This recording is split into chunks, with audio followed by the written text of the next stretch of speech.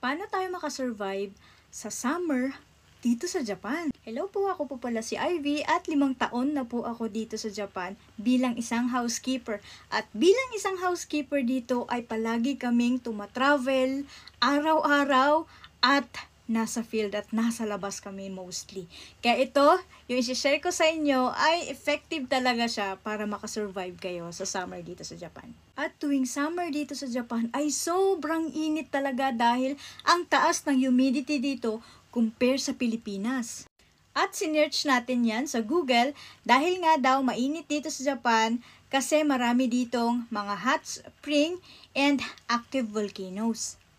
At ito ang kailangan natin na dala-dala araw-araw para makasurvive tayo sa summer dito sa Japan. Una, sunscreen. Kailangan talaga natin ng sunscreen yan to protect our skin. Dahil ang hirap-hirap pagpaputi at magpaganda at ang mahal magpaganda, syempre kailangan natin ng sunscreen sa ating buhay. Kaya araw-araw, magdadala kayo ng sunscreen. Dito sa Japan, maraming type ng sunscreen dito. Meron yung spray at may cooling effect na lagi ko po yun dinadala. At bago umalis ng bahay, naglalagay din ako ng cream type or watery type na sunscreen. Pangalawa, wet sheets. Madaming klase mga wet sheets dito, lalo-lalo na yung mga cooling effect na wet sheets. Kaya yan yung gustong-gusto ko sa Japan dahil meron din yung scent, iba-iba. Pero ang paborito ko ay yung color blue dahil ang presko lang talaga niyang ilagay at amuyin. Pangatlo, cooling spray. Meron dito nabibili na mga cooling spray na pag nilagay mo sa balat mo, dito sa braso mo, sa leeg mo, lalo-lalo na sa batok mo, ay sobrang nakaka-fresh. Nakalagay nga dito is -3 daw ang mararamdaman mo, which is talagang -3 talaga siya kasi ang sarap niya sa skin, talagang mare-refresh ulit kayo at maganda to lagi. Ilagay natin sa bag natin. Tapos sa tanghaling tapat, yun ilalagay natin siya para kahit papano ay malabanan natin yung init dito sa Japan. At pang-apat, Pocari Sweat. Yan, importante yan na uminom tayo din ng maraming tubig. Yan, Pocari Sweat talaga dahil na nakakapanghina talaga yung summer dito sa Japan. At meron ding nabibili nun na powder type, mula sa bahay ninyo, titimplahin mo na kasi medyo pricey din yon kapag yung mga nasa bote ang bibilhin natin araw-araw. So, ang suggest ko at ginagawa ko ay yung powder yung binibili ko, tapos tinitimpla ko dito sa bahay. Pang-5, salt candy. Yes, merong mga salt candy dito sa Japan at merong flavor, iba-ibang flavor. Ito yung paborito ko dahil nga ito ay grapes. Medyo masarap siya. Since na lagi nga tayo nagpapawis, syempre lumalabas din yung mga salt sa ating mga skin through sweat. Kaya kailangan natin kumain ng salt candy para ma-replenish yung salt na nilabas natin sa katawan natin.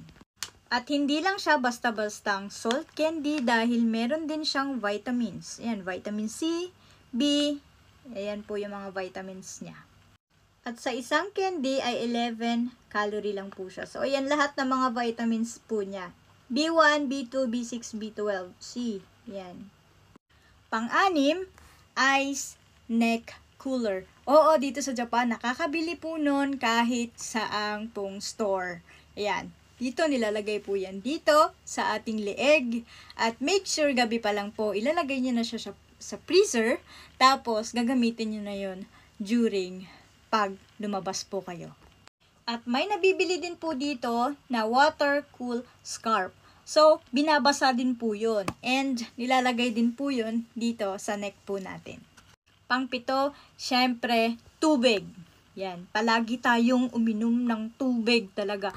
The more na water na maiinom natin, syempre, mas maganda. Kasi para din yon sa health din natin. At para maiwasan din natin na ma-dehydrate. Pang-8, syempre, umbrella. Yan, lalo na yung mga color black. Importante yan. Bakit black? Para mabablock niya talaga. Yung black, mabablock niya talaga yung UV rays. Kaya, importante din na color black ang gamitin natin na payong. And syempre, pamaypay! Pamaypay! Sobrang init kasi talaga dito sa Japan. At yung mga train station dito, kahit yung mall dito, mahina lang yung aircon. Hindi katulad sa Pilipinas na pagpasok mo ng mall, ay, ang sarap, ang lamig. Dito, hindi po. Tsaka iniiwasan nila na mataas yung temperatura ng aircon nila para iwas na rin po yun sa pagkahilo. Lalo-lalo na kapag sobrang init sa labas, tapos pagpasok mo sa aircon, sobrang lamig, nako, nakakahimatay po talaga yun. At lastly, syempre magdala tayo ng damit, pamalit. Syempre, para yung basa sa likod natin, magdala din tayo ng towel, para meron tayong pamunas sa ating mga pawis. Iwasan nyo po matuyuan sa likod. Dahil mahirap po magkasakit, lalong-lalo na pag dito sa Japan, nasa field talaga ang trabaho. Katulad namin, mga housekeeper sa Japan, na laging nagta-travel, palipat-lipat ng bahay, araw-araw, umulan, snow, bubagyo, ano pa bang weather na meron dito sa Japan. Since merong 4 na season dito, tinatangke lagi ng mga housekeeper lang. Hindi lang housekeeper, lahat po ng mga nagtatrabaho, lalo na dito sa Japan, mga nasa field.